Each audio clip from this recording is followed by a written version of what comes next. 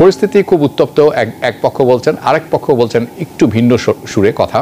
গাজা থেকে শুরু হওয়া এই যুদ্ধ মধ্যপ্রাচ্যে এখন ছড়িয়ে পড়ছে। অনেকে ধারণা করছেন তৃতীয় বিশ্বযুদ্ধ এরই মধ্যে হয়তো শুরু হয়ে গেছে। পরিস্থিতি খুব উত্তপ্ত। এক পক্ষ বলছেন, আরেক পক্ষ বলছেন একটু ভিন্ন সুরে কথা। কিন্তু গাজা থেকে শুরু হওয়া এই যুদ্ধ মধ্যপ্রাচ্যে এখন ছড়িয়ে পড়ছে, আতঙ্ক ছড়াচ্ছে, বিশ্ববাসী হুমকির মুখে আছে অনেকে মনে করছেন। অনেকে ধারণা করছেন তৃতীয় বিশ্বযুদ্ধ এরই মধ্যে হয়তো শুরু হয়ে গেছে। এর পক্ষে বিপক্ষে যুক্তিও দেখাচ্ছেন। আপনি কি মনে করেন? ধন্যবাদ। আসলে আমারও ভালো লাগছে আমাদের শ্রদ্ধেয় হাসান ফেরদৌস ভাই আমার সাথে আজকেও আছেন। গত পরশু দিন আমরা দুজনেই একসাথে এই প্রোগ্রামে অংশগ্রহণ করি। আজকেও দেখে খুব ভালো লাগছে। শুভেচ্ছা। দেখুন, আমরা আসলে গত অনুষ্ঠানেও একটু বলেছি, বিশেষ করে 1st April, right? That was the Israel attack on consulate compound of Iran in Syria. আপনি দেখুন কনসুলেট অফিসগুলো হচ্ছে, এগুলো বলতে গেলে এক একটা কিন্তু কান্ট্রিরই প্রপার্টি। সেখানে গিয়ে দেখুন ইসরায়েল যে অ্যাটাক করেছেন, এতে 12 জন, আমি আজকে পর্যন্ত দেখলাম 13 জন মারা গিয়েছেন, তার মধ্যে including 2 generals of Iranian army. এটা করার পরে স্বাভাবিকভাবেই যে তার ভূখণ্ডের মতোই এটা, যেহেতু আমি বলছি যে এটা তাদেরই একটা property, it belongs to Iran. সেখানে করার পরে কিন্তু তেমন কেউ কিছু বলল না। এটা প্রিটেক্সটিং এর মতো একটা। আপনি দেখুন যখন হামাস অ্যাটাক করে ইসরায়েলে গিয়ে, সেটা নিয়ে কত প্রিটেক্সটিং, এবং সেটাকে জাস্টিফাই করার জন্য 34,000-এর কাছাকাছি মানুষকে মেরে ফেললো এবং বলছে যে who started it, who began this atrocities, it is Hamas. কিন্তু এইখানে কিন্তু কেউ এইভাবে কিছুই বলছে না যে ইরানের উপর যে অ্যাটাকটা করেছেন ইসরায়েল, যে কোম্পানি, স্বাভাবিকভাবে এখন তারা যেটা করেছেন, আমি বলবো তাদেরও একটু সংযম রাখা উচিত ছিল। যে এখন তারা অ্যাটাক করে বসেছেন ইসরায়েলকে, যেহেতু ইসরায়েল এখন ইরানকে অ্যাটাক করে বসেছে, ইরানকে অ্যাটাক করে বসেছেন। এবং এতে করে দেখা গেল প্রথম ইসরায়েল যখন ইরানকে অ্যাটাক করলো, যে 300 আপনি জানেন মিসাইল এবং ড্রোন, কোনোটাই কিন্তু কোনো কিছুই করতে পারেন নাই, সবগুলোকে নিষ্ক্রিয় করে দিয়েছেন। যে ইসরায়েল সবগুলোকে নিষ্ক্রিয় করে দিয়েছেন ইরানের অ্যাটাকগুলোকে। এখন সেটারই রিটালিয়েশন হিসাবে যেটা করলেন, যে ইস্পাহানে বোধহয় এটা একটা বিমান ঘাঁটি আপনি যেটা বললেন, সেখানে তারা অ্যাটাক করলো, যে জাস্টিফাই করার জন্য। কারণ দেখুন নেতানিয়াহুর এখন পজিশন যেটা, he needs to be hero in the country, এবং তার কিন্তু পজিশন খুব টলমলে, এবং তার ইন্টারনাল এবং ইউনাইটেড স্টেটস বলেন বা পশ্চিমা বিশ্ব বলেন বা ওয়ার্ল্ড দ্য কমিউনিটি বলেন, সবাই কিন্তু এখন স্বাভাবিকভাবে তাকে ব্লেম করছে। So he needed to do something to become hero in his own country, justify and keep himself in that position. So স্বাভাবিকভাবে সে এখন যেটা করেছেন, এখন ইরান যেটা বলছে যে it did not make that kind of damages, ইরানের সূত্রে আমি যতটুকু জানতে পারলাম, এবং তারা 3টা ড্রোনকে বলেছেন তারা নিষ্ক্রিয় করে দিয়েছেন। So this is what the situation at this point. এখন দেখুন এগুলো ইউনাইটেড স্টেটস যেটা বলছে, ব্লিংকন কন্টিনিউয়াসলি একই সুরে একই কথা, no matter how much he's being squeezed and pressed by the media people, same thing he's saying that we have no idea.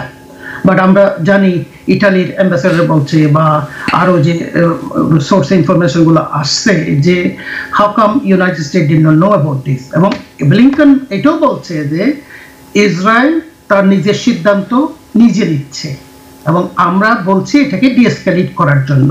So I think if you read between the lines, there are something that I sense, that is the honesty that we need to actually question. Are we really getting the fact, real fact, or is the twisted fact? So এই পর্যায়ে আমি যেটা বলবো যে আসলে উভয়ের বোধহয় উচিত হবে এখানে হারা এবং জিতা। তো এখানে আমি যেটা বলবো, আসলে দেখুন ইরানের সূত্র এখন যেটা বলছে যে it did not affect that much, because আমরা জানি সেখানে একটা বিমান ঘাঁটি আছে তাদের, এবং সেখানে নিউক্লিয়ার ফ্যাসিলিটিজ একটা বলতেছে ল্যাব আছে। কিন্তু ইন্টারন্যাশনাল অ্যাটমিক এনার্জি কমিশন যেটা অ্যাসোসিয়েশন যেটা বলেছেন যে আসলে it did not affect that nuclear plant. So I hope this is going to stop here. And also আমরা জানি যে ইসরায়েলে যখন ইরান অ্যাটাক করেছেন 300 যে missile and drone also that 99% projectile ওরা নিষ্ক্রিয় করে দিয়েছেন, সেখানেও কিছু আর নাই। আশা করি they are going to stop there, but the thing is that the politics behind it, the power behind it, আমরা জানি যেখান থেকে। আমার মনে হয় we need some kind of the clear cut message from them. Okay, thank you. আমি হাসান ফেরদৌস আপনার কাছে যাব। একটু এলাবোরেশনের প্রয়োজন আছে এখানে। আমরা জানি গত সপ্তাহে ইরান আক্রমণ করলো ইসরায়েলকে, এবং আক্রমণটা এমনভাবে হলো যে ড্রোন ছাড়া হলো 3টি স্তরে, 3টি ভাগে, এবং সবাই জানছেন যে ড্রোন কিন্তু আসছে। আপনিও জানছেন, বাসায় বসে আমিও জানছি, ইসরায়েলের যারা আছেন তারাও জানছেন। আমরা চা খাচ্ছি আর অপেক্ষা করছি যে চা পান করছি, খাচ্ছি না, পান করছি আর অপেক্ষা করছি ড্রোন কবে যে পৌঁছবে ইসরায়েল, এরকম একটি ব্যাপার। স্কাড মিসাইল নয়, সেটি সাদ্দাম হোসেন, আমি দুঃখিত, চলে আসছে অনেক আগের কথা। ক্রুজ মিসাইলস মারা হলো প্রায় 150-এর মতো, কেউ বলছেন 120, 150, 130। এবং আমরা খুব বড় একটি কর্মযজ্ঞ দেখলাম সেখানে। ফ্রান্স, ইউনাইটেড স্টেটস, জর্ডান সবাই একত্র হয়ে এই মিসাইলগুলি ফেলে দিলেন, ড্রোন ধ্বংস হয়ে গেল, বিরাট একটা উত্তেজনার অবসান ঘটলো। তারপরই আমরা অপেক্ষা করছিলাম ইসরায়েল কোন দিন আক্রমণ করবে, এবং অনেকেই আশা করছিলেন সেই আক্রমণটি ব্যাপক আকারে হবে, এবং সেটি যদি হয়, কারণ আমরা জানি যে সবাই জানেন ইসরায়েল ইজ আ রোগ স্টেট বলে আমরা জানি, এবং Netanyahu Bibi he is crazy as one can be, এবং যে কোনো কিছু উনি করতে পারেন বলে অনেকে মনে করেন। কাজেই গতকাল আমরা তাদের আক্রমণ দেখলাম, এবং প্রথম আমি তখন লাইভ আরেকটি অনুষ্ঠান করছিলাম, এবং তখন ব্রেকিং চলছিল, অবস্থা তখন বোঝা যাচ্ছিল না। বিভিন্ন অসমর্থিত সূত্রে আমরা শুনছিলাম একই সাথে সিরিয়া, ইরাক এবং ইরানের কয়েকটি জায়গায় আক্রমণ করা হয়েছে। আজ আমি বেশ কয়েকটি জায়গায় খবর নিয়েছি, এবং সেটিতে একটি ব্যাপার আমার কাছে পরিষ্কার হয়েছে যে সিরিয়া এবং ইরাকে আক্রমণ করা হয়নি। এটি একটি মোটামুটি ভুয়া তথ্য বলা যেতে পারে। যেটি আমরা জানতে পেরেছি সে ইরানে আক্রমণ হয়েছে, এবং তাও একটি বিমান ঘাঁটিতে। সেখানেও ইরানের দাবি যে তারা বেশিরভাগ জিনিসই, বেশিরভাগ ড্রোন অথবা মিসাইল ধ্বংস করতে পেরেছেন, একটি আঘাত করেছে তাদের একটি বিমানবন্দরে। আমার কাছে আপনার প্রশ্ন, এই যে পুরো ঘটনাটি আপনি যদি আমাদের কাছে একটু সামারাইজ করেন। অনেকে বলছেন যে ৩য় বিশ্বযুদ্ধ শুরু হয়ে যাচ্ছে, আসলেই কি তাই নাকি এটি একটি দুটি পক্ষের একটি নাটক চলছে, যার মাধ্যমে আসল যে সমস্যাটি ফিলিস্তিনে, তার কোনো সমাধানের পথ আমরা দেখছি না? ধন্যবাদ হাবিব ভাই। আপনার শেষ কথাটা দিয়ে আমি শুরু করি। জি, আসলে যা হয়েছে তা হচ্ছে যে গাজা আক্রমণের ফলে নেতানিয়াহু সরকার, নেতানিয়াহু নিজে প্রবল চাপের মুখে ছিলেন, প্রবল চাপ, সারা বিশ্বের নিন্দার তিনি মুখোমুখি হয়েছেন, জাতিসংঘে তার বিরুদ্ধে প্রস্তাব গৃহীত হয়েছে। ঠিক সে অবস্থায় কোনো স্পষ্ট কারণ ছাড়া তিনি আক্রমণ করে বসলেন সিরিয়াতে ইরানি দূতাবাসে, যার একমাত্র লক্ষ্য ছিল আমাদের দৃষ্টি সরিয়ে নেওয়া গাজা থেকে, এবং বিবি নেতানিয়াহুকে লাইফ লাইন দিয়ে দেওয়া। তিনি একটা বাঁচার, রক্ষার একটা পথ খুঁজে পেলেন। এখন আমরা কথা বলছি, আপনি আমি কি নিয়ে কথা বলছি? শুধু ইসরায়েল এবং ইরান নিয়ে। ভুলে গেছি গাজা। গাজা কিন্তু এখনো রোজ লোক মারা যাচ্ছে, কিছু না খেয়ে মারা যাচ্ছে, গুলিতে মারা যাচ্ছে, বোমা। আমরা কথা বলছি কি নিয়ে? নেতানিয়াহু নিয়ে কথা বলছি, আমি ইরান নিয়ে। এটা একটা ট্র্যাপ ছিল। খুব অত্যন্ত স্মার্ট একটা খেলা খেলেছেন, কিস্তি মাতের মতো, দাবার কিস্তি মাত বলি না আমরা, কিস্তি মাতের মতো কাজটা করেছেন নেতানিয়াহু। তিনি প্রমাণ করলেন যে দুটো কাজ করলেন। এক, দৃষ্টি সরিয়ে নিলেন, আর যখন ইরান বাধ্য হয়ে আক্রমণ, ইরান বাধ্য হলো কেন? আমার ভূমির উপরে আক্রমণ হয়েছে। কনসুলেট মানে আমার ভূমি, আসলে ফরেন ল্যান্ড হলো, এটা আমার ভূমি ভাবা হয় ডিপ্লোম্যাটিক কনসুলেট বলে। আমাকে একটা পাল্টা আঘাত হানতেই হতো। আমি একটা বড় শক্তি, রিজিওনাল শক্তি, ফলে বাইরের লোককে বোঝানোর চেয়ে আমার দেশের লোককে বোঝানোর জন্য, দেখো আমার ঘরে আক্রমণ করেছে, আমি কিছু করলাম, দুর্বল। এইটা প্রমাণ করবার জন্য, আমি দুর্বল নই প্রমাণ করবার জন্য ইরানকে আক্রমণ করতেই হতো। কিন্তু কি আক্রমণ সে করছে? আপনি একটু আগে বললেন যে আক্রমণ সে করবে সে আগে টেলিগ্রাফিক মেসেজ সবাই দিয়ে দিচ্ছে। ইনফ্যাক্ট আমেরিকান দেশে জানিয়েছে যে আমি আক্রমণ করতে যাচ্ছি। আমেরিকান কংগ্রেস কি করবে? টেলিফোন তুলে বলবে বিবিকে, বিবি আসছে কিন্তু, এবং টেলিভিশনে টেলিকাস্ট করা হচ্ছে যে এই যাচ্ছে, বিকজ এরা স্লো মুভিং ড্রোন, যে ড্রোনগুলি ক্রুজ মিসাইলের ড্রোনগুলি খুব স্লো মুভিং, আপনি দেখতে পারেন যে আপনার দিকে ধেয়ে আসছে 140 মাইল বেগে চলে, এবং সবগুলি প্রতিটি প্রায় 300 বলা হচ্ছে, 300টি ইসরায়েলে পৌঁছানোর আগেই ধ্বংস হলো। মানে কি এই যুদ্ধটা, এই যে যুদ্ধটা হলো এর মানে কি?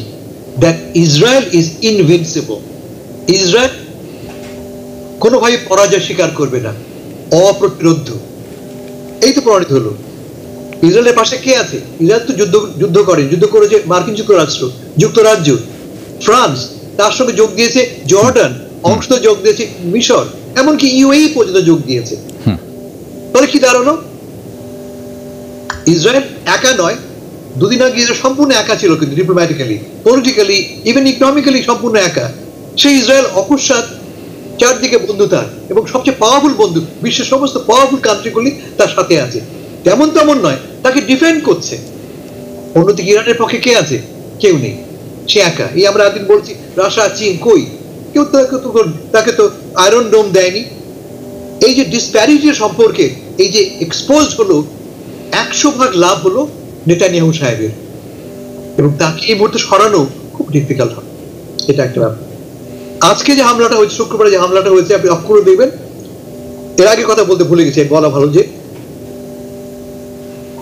প্রায় 99% ড্রোন ধ্বংস করে দেওয়ার পরে টেলিফোন করেছেন আমাদের প্রেসিডেন্ট বাইডেন সাহেব নেতানিয়াহুকে। কি বলে, উনি কি বলছেন? বিবি, ইউ হ্যাভ ওয়ান, তুমি জিতে গেছো, take the win and stop it. তুমি যুদ্ধে জিতে গেছো, তুমি জয়টাকে নাও, আর এগিয়েও না তুমি। কারণ বাইডেন সাহেব চাচ্ছেন না যুদ্ধটাকে বাড়াতে। তিনি বিবির পাশে আছেন, বিবিকে তিনি $17 বিলিয়ন পাঠাচ্ছেন দুদিন পরেই, কিন্তু তিনি চান না যুদ্ধটা বাড়ুক। কারণটা কি?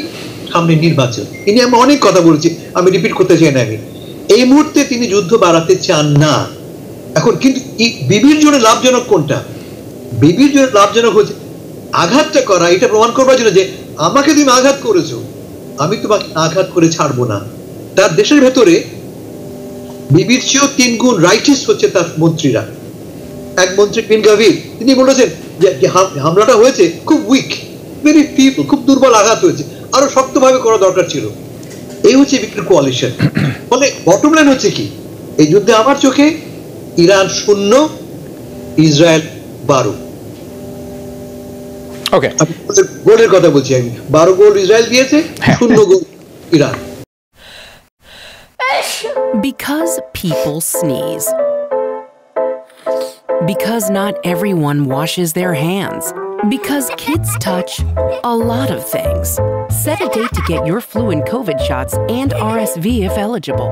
Because if you're wondering, should I get my flu and COVID shots? Think about other people. Learn more at nj.gov/health/vaccines. New York থেকে সম্প্রচারিত TVN 24 টেলিভিশন বিশ্বজুড়ে বাঙালির কণ্ঠস্বর।